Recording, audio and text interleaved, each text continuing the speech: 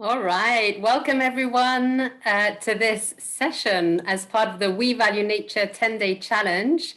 Welcome to all of you. Thank you so much for taking the time.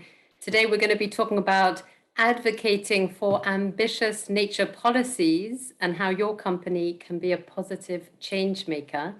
My name is Eva Zabe. I'm the Executive Director of Business for Nature, and I'm joined with the full Business for Nature team. So please, you'll get to know them later, sorry. So as part of the We Value Nature 10-day challenge, which is organized by a number of our partners as well, on the next slide, please. It's been great to see this momentum, and this is the last session before the final closing of this exciting week, 10 days.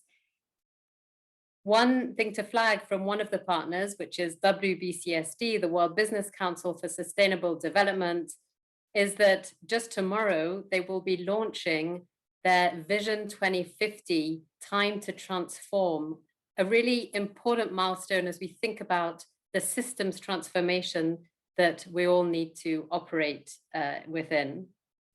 So welcome again to this session. Just a little bit of housekeeping, which is we're aiming to make this session as interactive as possible. It's really a workshop style, so please keep the conversation going in the chat.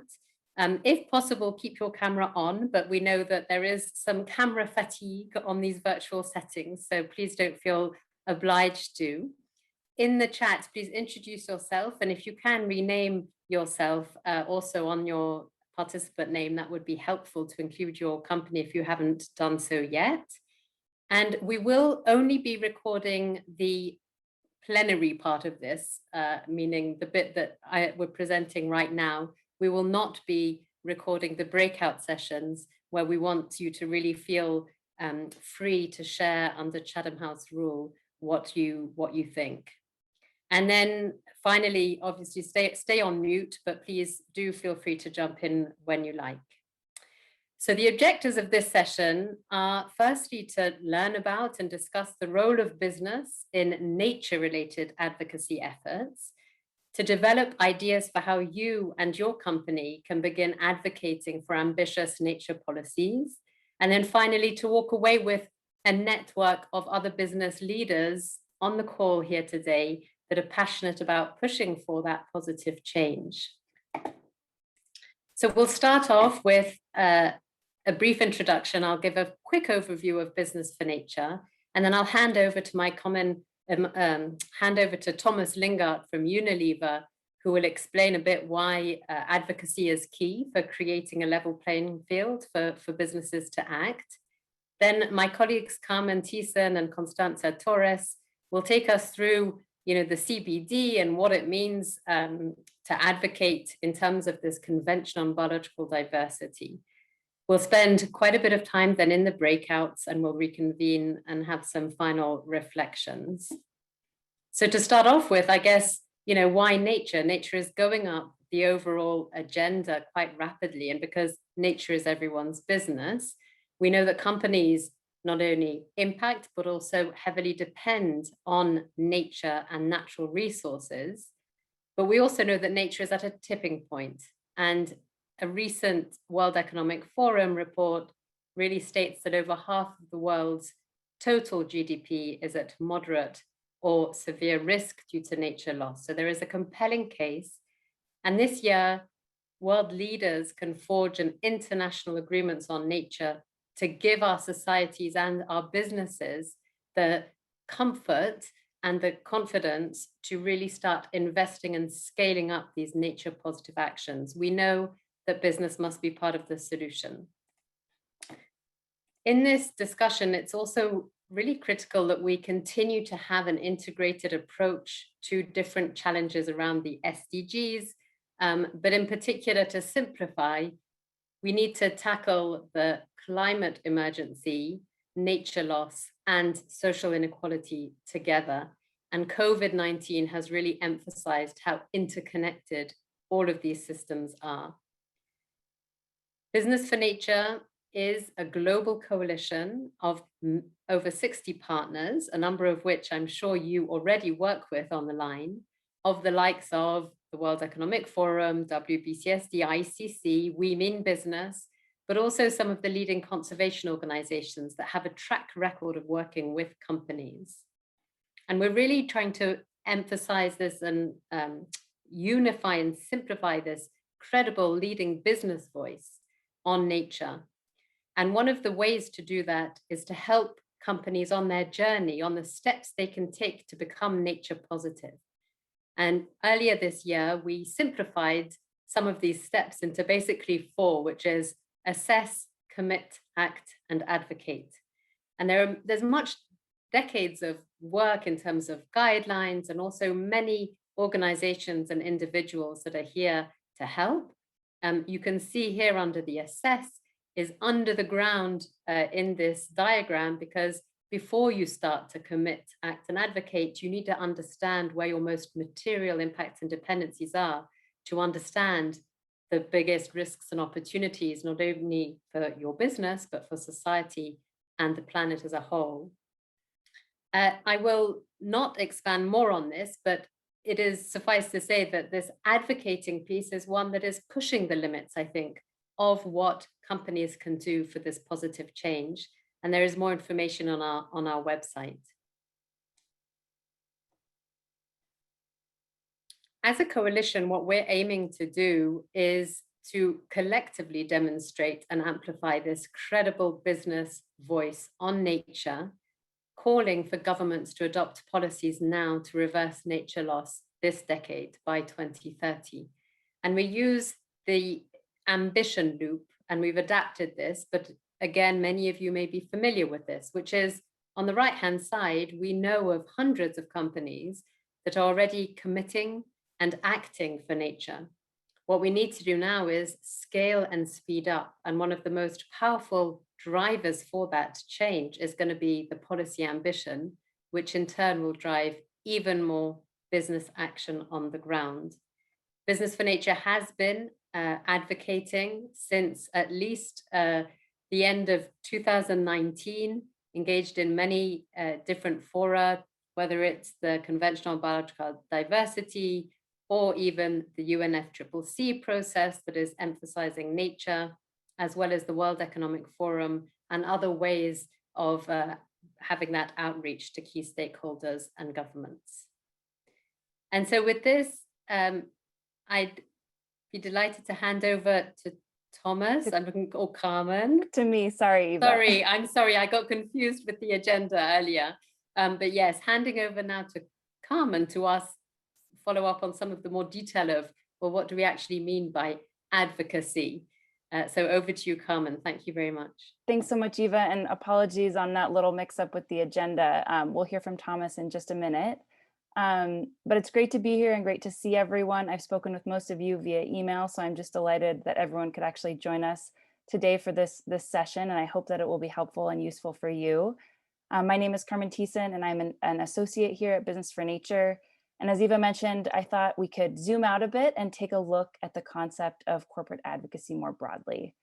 So especially given that participants on the call have a wide range of experiences with this type of work, some of you may be quite familiar with advocacy, while for others, this may not be your day-to-day, and that is completely okay. We're hoping that participants can use this as a real opportunity to share and also to learn from one another. So I'll start here with what is advocacy? So advocacy for our purposes at Business for Nature and for the purposes of this call is an activity, in this case, performed by a company with the intent to influence decision-making within political, economic, and social institutions. Companies are advocating all the time for many different things and in many different ways. And example activities include what you see on the screen here. So you're advocating when you're meeting with governments or heads of state, when you publish an op-ed, when your company participates in a trade organization, or even when you sign up to a call to action, such as Business for Nature's call to action. And just as advocacy can present itself in many different ways and through many different activities, it can also serve a role that is either positive for society or one that is more negative. So examples of positive advocacy include, for example, advocating for the rights of domestic violence survivors, or when a company pushes for inclusion of physical education in schools to benefit childhood health. And of course, advocating for ambitious climate and nature policies through coalitions like We Mean Business and Business for Nature. But in addition to the ways that companies can positively influence governments and political decision makers, there are also many ways that companies continue to advocate for policies which harm both people and the planet. These include, for example, advocacy against minimum wage increases and product safety laws, and lobbying to block climate policy or to repeal, for example, clean air and water legislation. But it really is vital that companies strive to end this negative advocacy, including on environmental issues. So the influence map here shows how a number of companies engage, in this case on climate, in either blocking or supporting climate policy. So if you're interested, feel free to take a look and see where your company's positioned here, if you are included on this map. And so to help us understand advocacy a bit better, I'd like to use an example that companies are increasingly familiar with, and you may be as well, which is advocacy on climate. So for example, in the run-up to the adoption of the Paris Agreement in 2015, we saw a burst of vocalization from the private sector. Many companies were calling for ambitious climate policies through, for example, We Mean Business, which is a partner organization of ours. And then companies such as EDF and Ambuja Cements and many others also made public statements calling for the need for a legally binding agreement to limit global temperature rise. After the adoption of the Paris Agreement, of course, unfortunately, the US that it would pull out of the Paris Agreement. And while that was disappointing, over 1,000 companies came together to indicate that they were still in and committed to the ideals of the agreement and to seeing it through. And I think that the quote from Danone's policy on advocacy here really sums up this important role of the private sector quite nicely when they say that people today expect more of business than ever before, not just in the products and services that they offer, but in the contributions that they make to society. So now that we've discussed advocacy and some high-level examples through climate advocacy, I'd like to really dig into what we're here to talk about today, which is the role of business in advocating for nature. So excitingly, in this past year and a half, we've seen a similar outburst of interest in and engagement in advocacy activities for nature.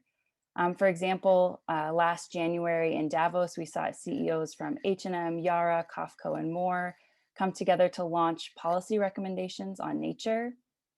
We've also seen engagement with the Convention on Biological Diversity's process, which my colleague Constanza will share more on in a minute.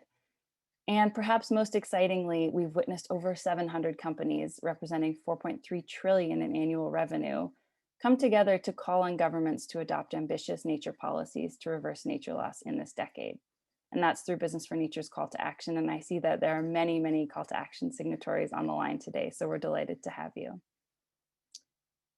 And so now that we've talked a bit about advocacy and what it means, if you'll move to the next slide, Martin, we can start a quick poll. So I'd love to hear from everyone on the line today, whether you've been personally involved in policy or advocacy work with your company. Now, this could include advocacy on nature, on climate, social justice, safety, or anything else. I see some results coming in and it's looking like a lot of people on the line are familiar. If you haven't worked on advocacy, there's no shame in answering no or in answering somewhat, and we're delighted to have you. And we hope that you'll be able to learn from your colleagues here on the line and take some information back to your company. And so it's looking pretty overwhelmingly. So 84% of people on the line are familiar with advocacy. So that's actually a bit surprising to me. I wasn't expecting everyone to be so well versed. So it's great to see that. And with that, I'd like to hand over now to Thomas. So Thomas Lingard is Global Sustainability Director for Climate and Environment at Unilever. And Thomas is going to share a little bit about how he feels what the private sector's role is in advocating for nature. So over to you, Thomas, and thanks so much for joining us. Brilliant. Thank you so much. And thanks for the invitation to be here. And it's great to see lots of familiar names on here. I worried slightly when I saw who's on here, that we've got a lot of people that know a lot about advocacy, and I was told this was a kind of get people into the subject, but I'm sure there are lots of people already here that know at least as much as I do. But look, let me reinforce what Eva said right at the start. You know, this is a super critical issue. Many of us have worked on advocacy and climate, particularly in the run up to Paris and then subsequently. And so we've got really into gear on that, and nature is exactly the same, except it's a bigger issue, and it's not quite as far in the political process as the climate issue was around Paris. So there's a lot of political work going on that needs our attention if we're to get the same kind of clarity out of the UN CBD process that the world has got out of the Paris process, and that would all be a good thing. I mean, this is not a fuzzy issue. This is a hard economic issue. The studies just keep coming in terms of the value at risk from failing to halt and reverse nature loss. We forget that the environment, the economy is a wholly owned subsidiary of the environment, not the other way around, right? So if you destroy the basis of the economy, you're really not going to get a lot of good economic results out of that. So I will not kill you with stats, but there are plenty out there, and Business for Nature will furnish you with them all if you want to be able to point to the resources now that are coming out, just showing what an economic issue nature loss is, and why the business community therefore must be critical to the you know, the drumbeat and the momentum building around the political case for action. And of course, it's a really challenging time for politicians, right? And then we're used to politician bashing, but this is not a great time in history in which you want to be running a country with pandemics, with all the things flowing from that in terms of economic stresses and so on. And it just means we have to try a little bit harder to ensure that nature and the environment generally stays high on the political agenda. And I think we're having some degree of success with that. And certainly citizens are seeing, you know, ironically, as a result of the pandemic, often taking a step back and saying, well, what is it we're doing here with the economy? What is work? What work do we value? Why do we value it? What do we value in our lives? And I think there's quite a lot of deep thinking going on right through society about how we structure the economy and what we value, which actually is proving quite helpful to the broader sustainable development agenda, and we should be capitalizing on that. So yes, lots coming up, lots going on where business is already playing a role, and for those of you that are not yet deeply engaged, there are many kind of, I would say, easy off-the-shelf options to get in to the advocacy game if you're not already playing, and there are plenty more opportunities to step up if you're not. I'd sort of prepared a few things to say, more targeted at the people who are a bit sort of bit more hesitant around advocacy and facing challenges in terms of getting their CEOs to stick their neck out and lean in. I wonder if I could, we haven't set up a poll, but it would be helpful for me before I launch into that to do a kind of show of hands. Not everyone has their camera on, which might make that hard, but we could do it in the chat. Like, if you could kind of put a number in the chat of 1 to 10, where like 10 is your company leadership is super happy engaging externally with punchy positions on advocacy, and a 1 is I never ever, you know, fine to work on these issues, but I never want to stick my head above the parapet and say something publicly. It would be really interesting to get a sense of a kind of 1 to 10 where people are at in their company. And you know, this is not in the recorded bit, I guess, of the webinar, so this is all the chat's all confidential. But it'd be interesting to see whether we're mostly sort of 8, 9, 10s or a real mix.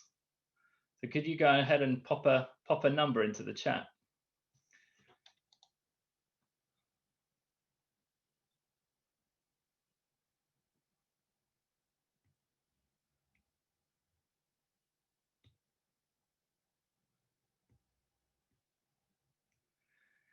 We're also seeing some bias here in calling this a webinar about advocacy. It attracts all the people already working on advocacy. You see, there's a lot of high numbers here, and some more middle numbers.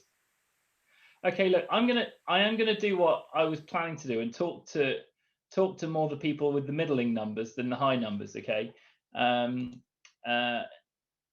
because I think, you know, we're interested in growing the community of people that feel comfortable in doing that. And I thought I would share a couple of things, a bit of the experience around how Unilever got really heavily into advocacy in the last decade, which came from our Sustainable Living Plan when we put out some really ambitious targets in 2010. And then secondly, a couple of advocacy myths, I think, that there are around, that often when you hear people saying, oh no, we don't do that sort of thing, I thought I'd just try and tackle those head on, in case they're the sorts of things people hear inside their companies. So yeah, when we set out the Unilever Sustainable Living Plan in 2010, we had all these really big goals, which went way beyond our operations into, you know, the full value chain up and downstream, and things way beyond our control. And we very quickly realized that there was no way we were going to deliver on any of those targets without broader systemic change. And systemic change in this space often means policy change and moving not just your company and value chain, but the sector as a whole, or even countries and the world as a whole. And we created at that point a dedicated advocacy team that was kind of embedded within our external affairs team. So it was part of external affairs, government affairs. It has different names in different parts of the world, but effectively the function that's charged with external lobbying and engagement. And the challenge in companies is often that people are firefighting, right? So the external affairs function in Unilever was always, you know, who's campaigning against Unilever today? What fire do we need to put out? And there wasn't a lot of capacity for proactive advocacy on particular issues. And we made a kind of internal management decision to structure a team with no reactive responsibilities, purely to work on proactive advocacy in terms of driving policy frameworks towards what we thought would be necessary for our sustainability objectives. So that was super helpful, to give a team specific responsibility for positive, proactive advocacy rather than the shorter term defensive issues management and lobbying. Not all lobbying short term is negative and defensive, but you know, a lot of it is, as businesses have to protect their own interests. But splitting those two actually made it much easier to move forward. And through the creation of that team and the building up of that expertise, we got involved in all kinds of different processes, from the UN work around the design and creation of the SDGs, as well as then the advocacy around the world towards a high ambition outcome at COP. And it's now just become part of the toolkit in terms of Unilever sustainability. It still sits within the sustainability team more than the external affairs team. But when we get to country level advocacy, it tends to dock in with the same people. So effectively our teams in market will take direction from us on, you know, what particular points we are hoping to land in respect of overall environment policy to align with our sustainability goals. And they'll take sort of, you know, other things, tax policy or business regulation policy from external affairs. And that seems to work well for us, at least. But then onto these myths, the sorts of things that we heard originally in Unilever and we still hear in other companies. You either get the sort of line of argument which is, well, you know, it all sounds good, but I'd rather we focus our efforts on improving our own footprint. You know, like let's just kind of get on with improving the impacts in our factories, and you know, why should we be spending our time going around telling other people what to do, especially governments? You know, that doesn't really seem like what we should be focused on. And again, this comes straight back to the, you know, yes, but unless everybody kind of pipes up a bit with a point of view, there will be no political pressure to do this. And all of your efforts within your own small sphere of influence will be wasted effectively, as we don't get the broader transformational change. So it's not either or, it has to be both. It is certainly true that if you do the advocacy and you're doing nothing internally, you're a little bit exposed. So I think there is a hierarchy of making sure that you're starting to do work internally at the same time as advocacy, but I don't think you have to be perfect. If we all wait till we're all perfect, no one will be doing anything. The second thing you get is, you know, nature, climate, whatever the thing is, isn't really our issue, right? It's kind of, you know, we're not an agricultural business. Nature's not really relevant. We're a car company or we're a construction company. It's not really nature. It's not really our thing.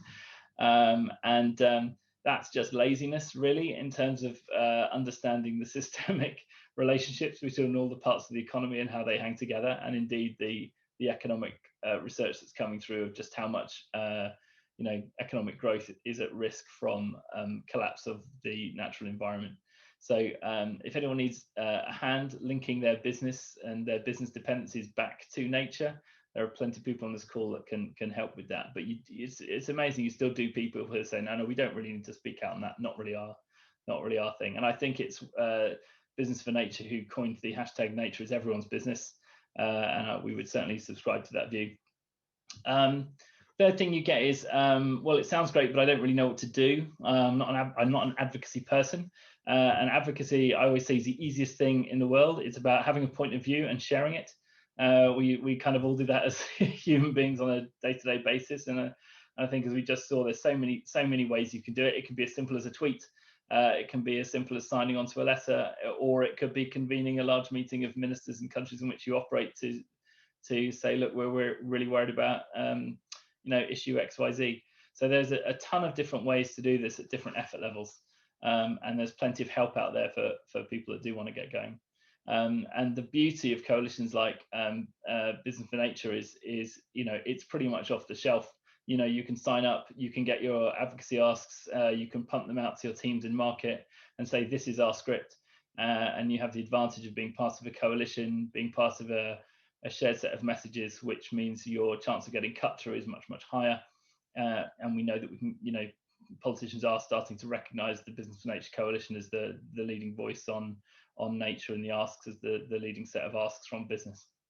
And then the other myth, it's less of a myth actually, because there's some truth in it, but if I put my head above the parapet, I'll get shot at.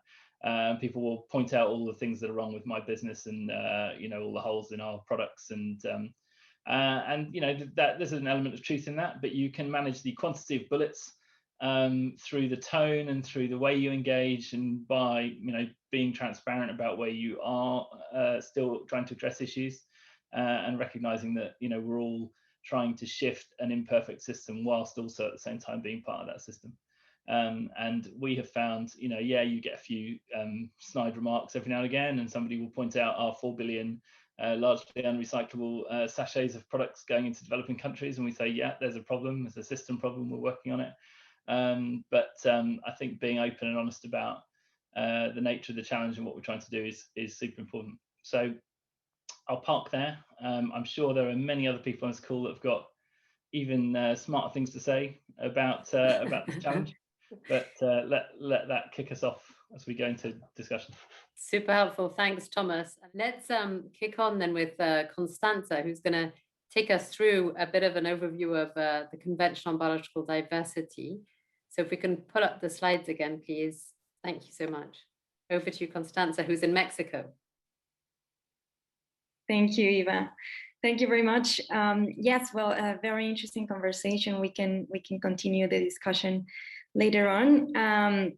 But first, I want to launch a quick poll just to see how familiar are you with the Convention on Biological Diversity, and particularly with the post-2020 process related with biodiversity. So I can see some people already filling out the poll. I'm going to leave it just for a few seconds.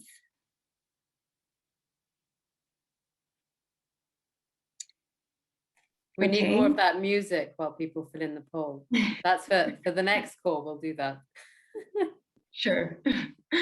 So I'm sharing the results right now.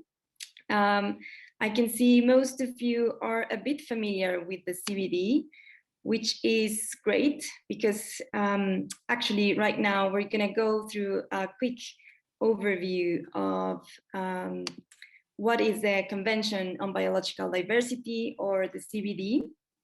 Okay, so the CBD is one of the 3 Rio conventions. These conventions emerged during the Earth Summit in 1992. So we have a Convention on Biological Diversity, another one on climate change, which is the most famous, the UNFCCC, and finally the Convention on Desertification, the UNCCD. So today we're going to focus on the Convention on Biological Diversity, and so the three objectives of the CBD are the conservation of biological diversity, the sustainable use of its components, and the fair and equitable sharing of the benefits arising from the utilization of genetic resources. So to date, the CBD has 196 parties. So this is all the countries that are part of this agreement. And just to give you a quick background and context of what's been happening in the convention. So in 2011, the CBD adopted a strategic plan for biodiversity, which was comprised of 20 targets with different topics related with biodiversity. These are better known as the Aichi targets. And these targets were supposed to be met in 2020. So last year, the CBD Secretariat did the last assessment. And unfortunately, none of the Aichi targets were met, but we have some progress on a few of them. So now we need a more ambitious and a new agreement on nature. So this is the background of the post-2020 global biodiversity framework. And if we go to the next slide. So this new agreement that is currently under negotiation under the CBD will be the equivalent for nature to the Paris Agreement on climate change. So this agreement is expected to be adopted during the next COP15 of CBD, which will be held in Kunming, China. And actually last week, the CBD published the most updated date COP, which will be in October this year. So this is a very important agreement both for governments and for businesses, because it will set a guidance for the next decades for nature and even for the next 30 years. So we have targets for 2030 and we have goals for 2050. And this is very relevant for businesses because it will cover some topics such as subsidies and incentives to increase financial resources for nature, mainstreaming the values of biodiversity into decision-making, among many other topics. So it's important to know that we have a unique opportunity ahead of us to adopt a very ambitious framework, and the business engagement will be crucial to have a successful outcome of COP15 this year, sorry. So if we move on to the next slide. Yeah, well, if you want to learn more about the Convention on Biological Diversity and how can business engage, you can read our business guide to the CBD. It's available on our website, but we can pop the link in the chat. And well, then if we move to the next slide, please. So how are we planning to raise the policy ambition? So we have a top-down and a bottom-up approach to influence this post-2020 framework. Our first objective is to increase government leadership, and we will do this by supporting the Leaders' Pledge for Nature, which we will talk about this in a minute, and also engaging with businesses at a high political level. And our second objective is to influence the technical negotiations. So if we go to the next slide, so where are we standing right now in the CBD post-2020 process? So the CBD Secretariat has already published a zero draft of this framework. So we have already a document, and Business for Nature has developed a position on this document, which was the result of an extensive business consultation last year. So we had 140 responses from over 100 companies headquartered in 31 countries. So out of this consultation, we have now 9 suggestions on specific topics relevant for businesses, with concrete text amendments to the document. So this document is already available on our website, and it has been shared with the CBD Secretariat and with our government contacts, with all the CBD negotiators. And actually, if we go to the next slide, we organized a technical webinar to present to the CBD negotiators and to a government audience the business for nature position and these 9 suggestions. So we had over 300 participants, and we invited 5 companies to present them. So we're gonna run a quick video just to give you an idea of what was this event about.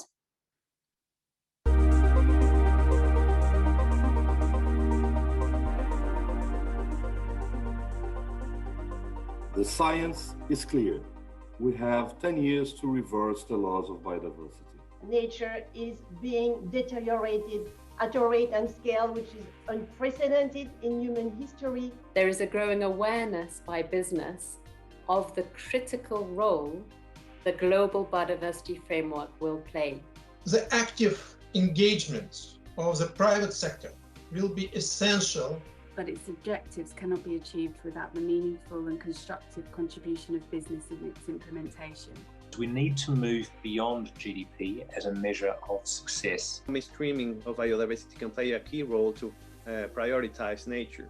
Globally, we spend 5 to 6 times more on incentives that are potentially harmful to biodiversity than we do on protecting and restoring it. Business for Nature call on CBD negotiators to adopt a stronger Target 17 that commits to, first, completely eliminate harmful subsidies. We must look to use innovative financial solutions to unlock private sector resources. We need to make strong commitments and also have an effective and regular review cycle. We support the adoption of a ratchet mechanism to ensure that the ambition of parties remain aligned with the latest science. China is also mobilizing business sectors to fulfill their social responsibility. The next 10 years are fundamental in order to make the transformative change that the IPBES Global Assessment has called for. The framework should provide clear recognition of the separate and collective responsibility of governments, businesses, and financial institutions.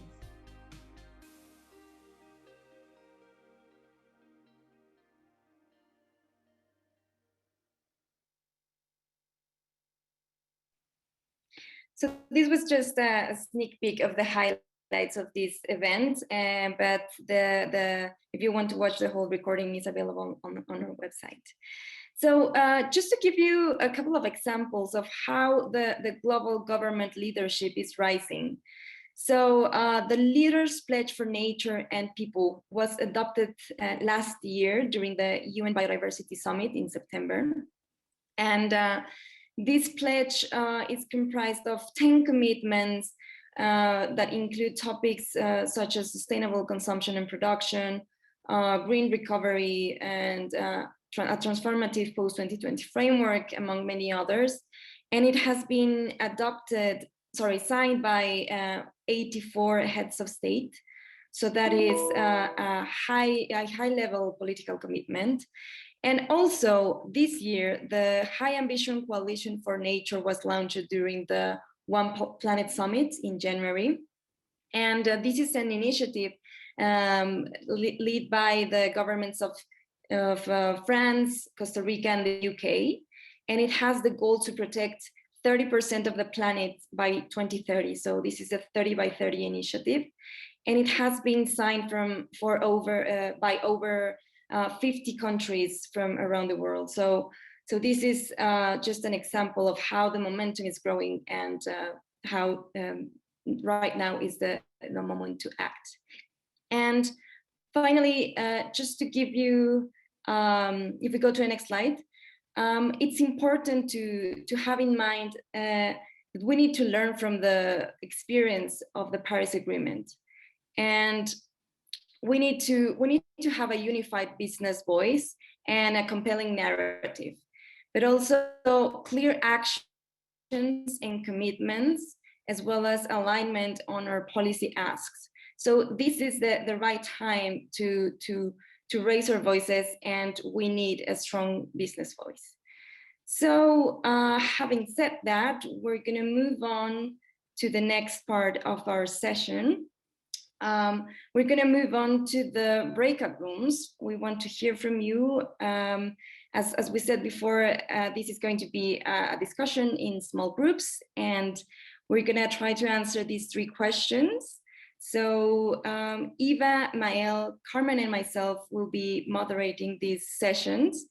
And we're gonna go for 20 minutes and then come back to share the key messages and continue with the discussion. So without further ado, I wish you very fruitful discussions.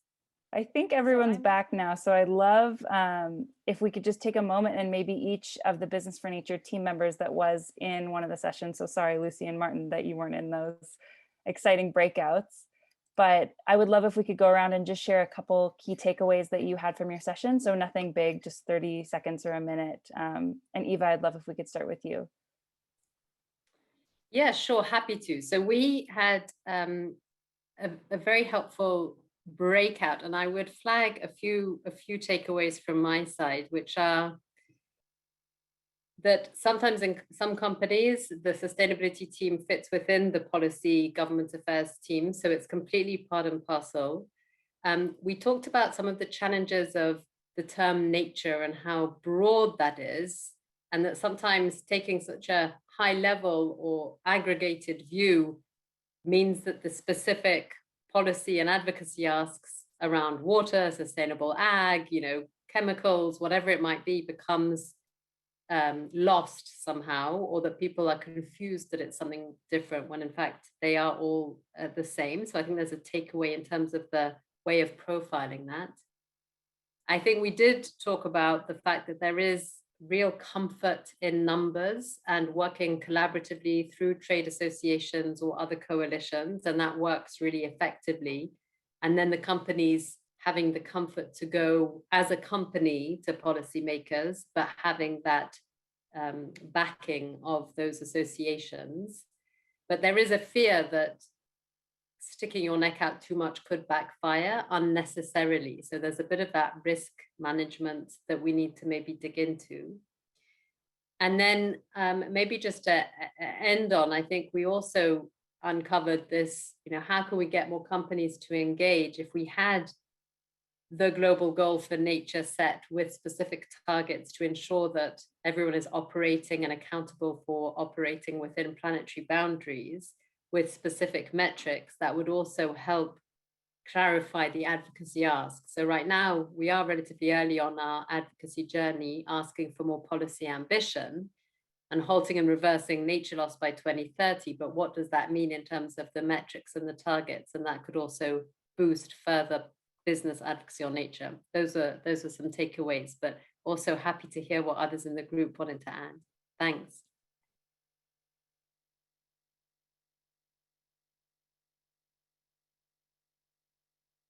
If anyone from Eva's session wants to hop in and share anything. Otherwise, Mael, if you want to share a bit from your breakout.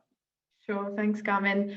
So everyone in our group was quite already engaged in nature advocacy, so it was interesting discussion. And I think a bit similar to what Eva mentioned, the recommendation on how to be effective when advocating was to bring a unified business voice, so to do it through coalition, partnership. So that's great that we're all there, we're trying to do that. That is also important to be specific at national level, which is sometimes hard to do, but having like specific message and engaging on the ground with teams from different countries. And we talked a bit about China. And also demonstrating commitments that are made by company to show actions. And we gave the example of Act for Nature that was coordinated by France, but other commitments. And something that also came that the nature discussion is a complex agenda, and that it's hard for companies to set KPIs and act, and also hard to aggregate actions that are being done on the ground at local level, at international level, and therefore a bit hard for some companies to give some clear instructions to advocacy teams on what is needed in a generic way, because it's all very specific to different locations and countries. We also discussed a little bit on how we can bring this message beyond environmental ministries, and how reports like the Dasgupta report that came from the UK Treasury are useful in this. And yeah, I think that was it. But if anyone from the group wants to add anything, or maybe we can move to the next.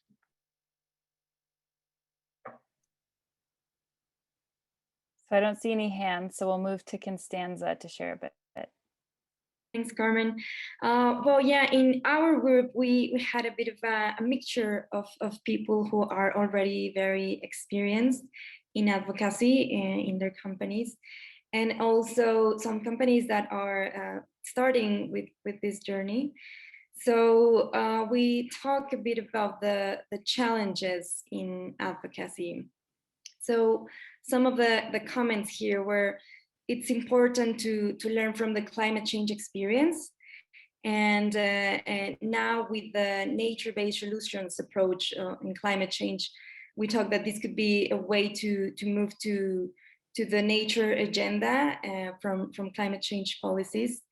Also, we talk about how advocacy in some companies is done through consulting. So it's an external issue in the company, and what are the challenges around this. And also another participant shared that they are having a position paper on deforestation policies. So this could be very useful to engage with other NGOs, and also to support other companies in their journey with advocacy and speaking to governments. So I think this is all I have. I don't know if anyone else from my group wants to jump in and complement.